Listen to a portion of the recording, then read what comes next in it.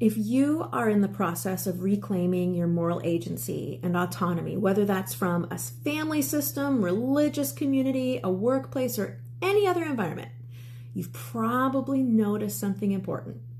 That reclaiming your agency isn't just about what you decide, but it's about how you handle the pressure from others who are still deeply invested in the system. My name is Dana Atwood, and I am a board-certified hypnotist from Portland, Oregon. Family, community, or even cultural pressure can make it feel almost impossible to assert your own truth without feeling like you're losing connection, approval, or safety.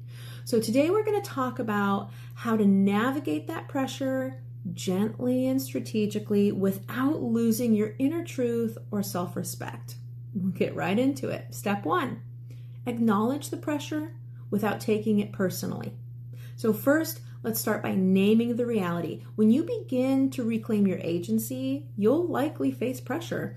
And this pressure can come in many forms: criticism, guilt trips, big one, subtle manipulation, unspoken expectations, or even direct confrontation. It's important to recognize that pressure is not about you being wrong. It's about the system trying to preserve itself. It's literally built this way. If you've been part of a controlling system for a long time, whether that's family, religion, or community, the system itself has a stake in keeping you aligned with it. People who are still fully embedded in that system will feel threatened by your change. And it's not because you're wrong, but because your change threatens their sense of safety, which revolves around the system. Step 2, ground yourself in your own truth. So before you even engage with that external pressure, I want you to ground yourself internally. It's important to stay connected to your own truth, even if it's not fully formed yet. That's okay. So how you can do that? Pause, breathe, and when you feel pressure building, take a moment to ground your feet on the floor. Check in with your body. What are you really feeling in this moment? Is it fear, guilt, discomfort, anger? I want you to name the feelings. We like to say, name it to tame it.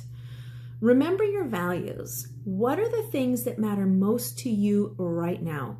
Integrity, peace, self-trust, connection?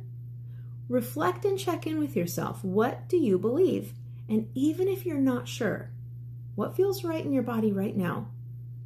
This internal grounding will help you stay connected to your own sense of agency when the outside pressure starts to feel overwhelming. Step 3, set boundaries with compassion. One of the most important things you can do while navigating pressure is to set boundaries.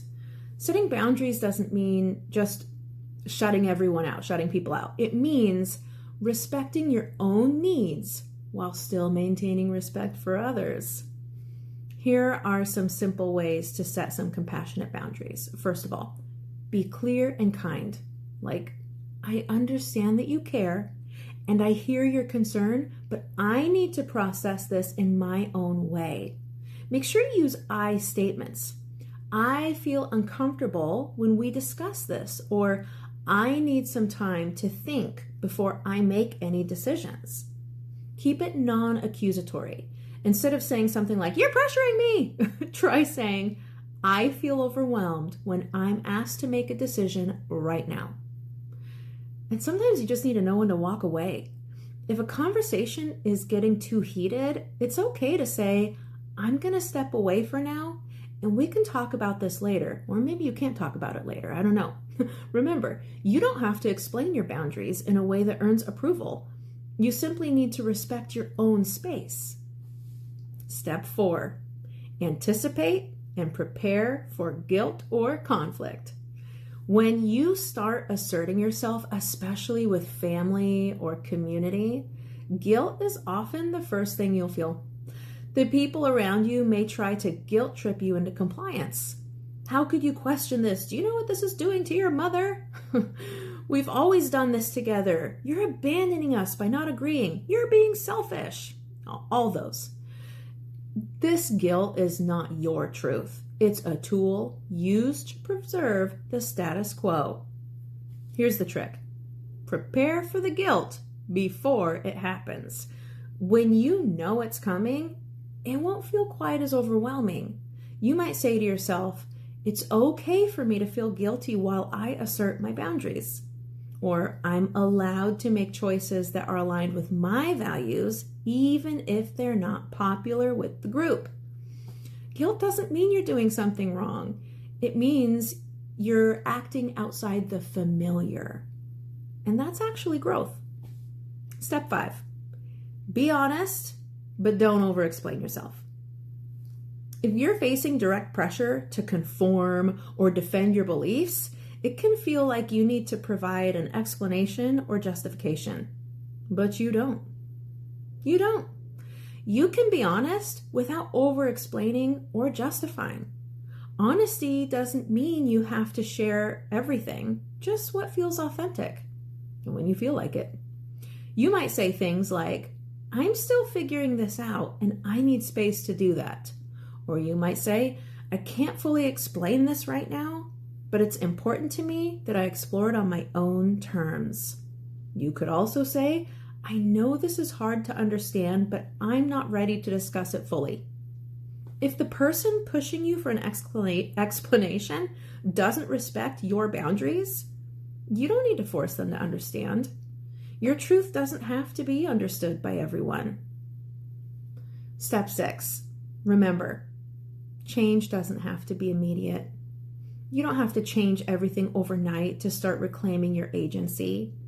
Change takes time, and so does the work of communicating that change to others. So give yourself permission to evolve at your own pace. You don't need to convince everyone around you that your choices are justified. You don't need their approval. In fact, you will probably never get it from some people. And guess what? That's okay. But that doesn't mean you can't live with integrity and authenticity. The inner peace that comes with fully reclaiming your agency will outweigh the discomfort of external pressure over time. It really will. Just be patient with yourself. Step 7, keep your eye on the bigger picture. Remember that navigating pressure isn't about perfection. You're probably going to have some bumps along the way. It's about gradually building your strength to act in alignment with your values without shame or apology.